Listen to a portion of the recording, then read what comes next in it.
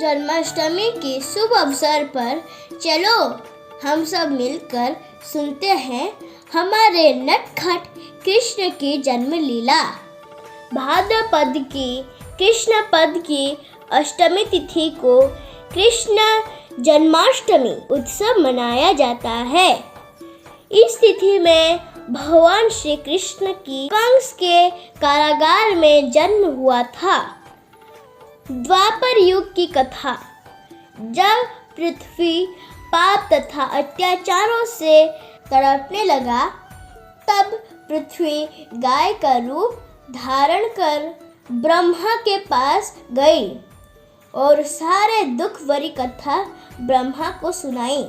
ब्रह्मा जी सारे देवताओं के पास गए और पृथ्वी की दुख भरी कथा सुनाई। फिर ब्रह्मा जी पृथ्वी और सारे देवताओं को लेकर भगवान विष्णु के पास गए। भगवान विष्णु तब क्षीर सागर में अनंत शैया पर सो रहे थे।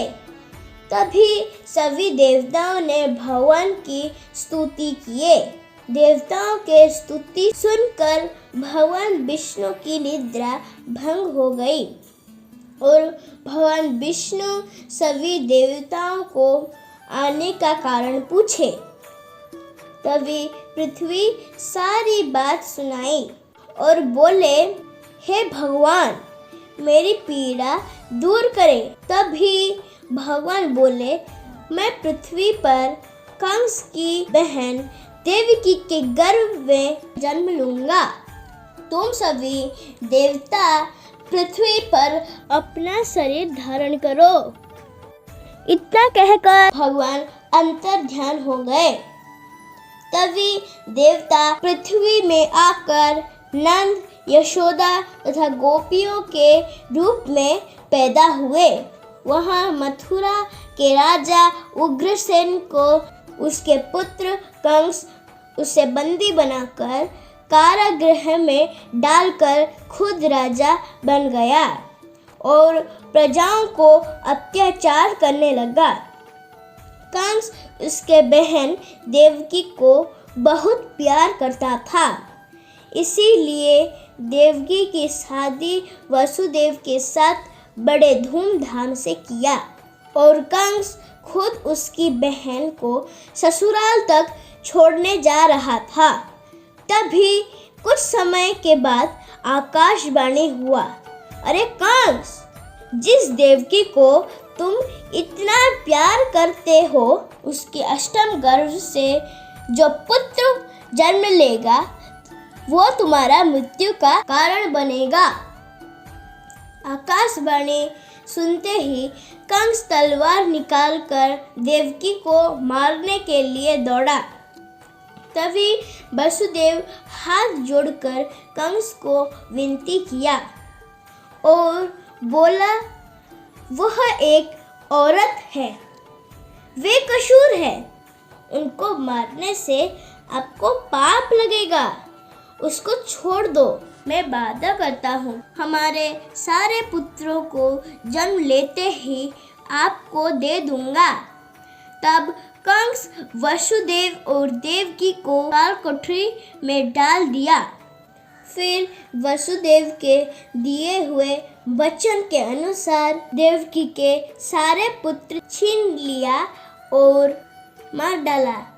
फिर जब देवकी अष्टम संतान को जन्म देने वाली थी, तभी वो दोनों भगवान विष्णु को प्रार्थना करने लगे।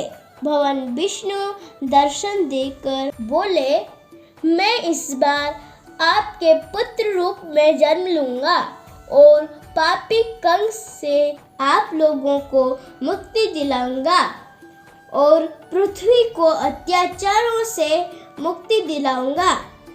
देवकी की 8वां संतान के बारे में जब कान में पड़ा, तभी कंस कारागृह की कड़ा सुरक्षा कर दिया। भाद्र महीने की कृष्ण पक्ष की अष्टमी तिथि को रात को भगवान विष्णु ने एक बालक के रूप में देवकी के गर्भ से जन्म लिए। शंख, चक्र गदा पद्म धारण कर वसुदेव को अपना रूप दर्शन दिए। उस वक्त देवकी अचेत हो गई थी। भगवान वसुदेव को बोले, मुझे लेकर गोकुल में नंद राजा के घर छोड़कर आओ और वह रानी यशोदा की पैदा हुई कन्या संतान को ले आओ। फिर भगवान अंतर ध्यान हो गए। दरवाजे अपने आप खुल गया। वसुदेव की हथकड़ी भी खुल गई। पहरेदार सो गए। फिर वसुदेव एक टोकरी में हमारे नटखट कृष्ण को बैठा कर ले गए। रास्ते में यमुना नदी पड़ा। वसुदेव चलने लगे।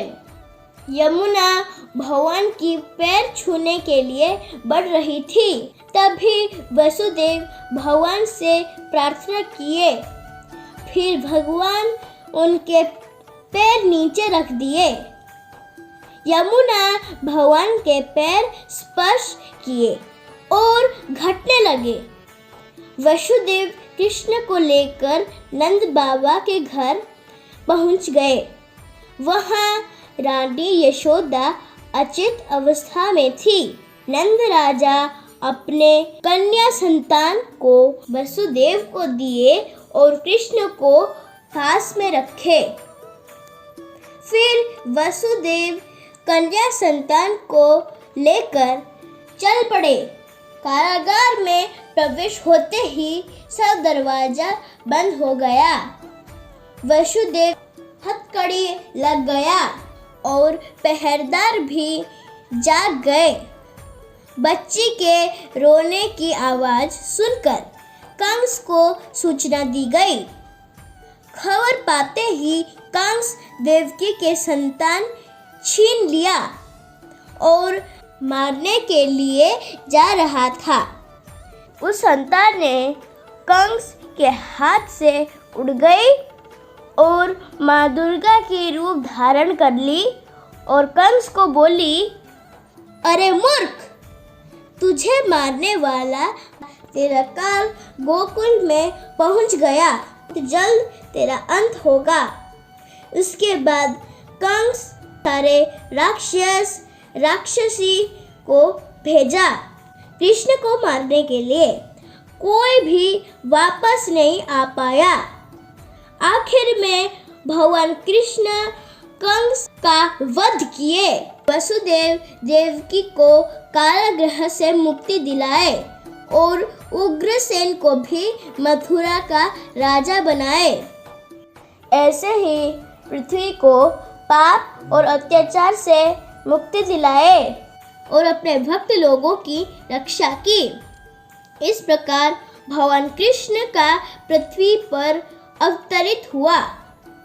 भगवान कृष्ण की इस लीला को हम सब जन्माष्टमी के रूप में मनाते हैं। हरे कृष्ण।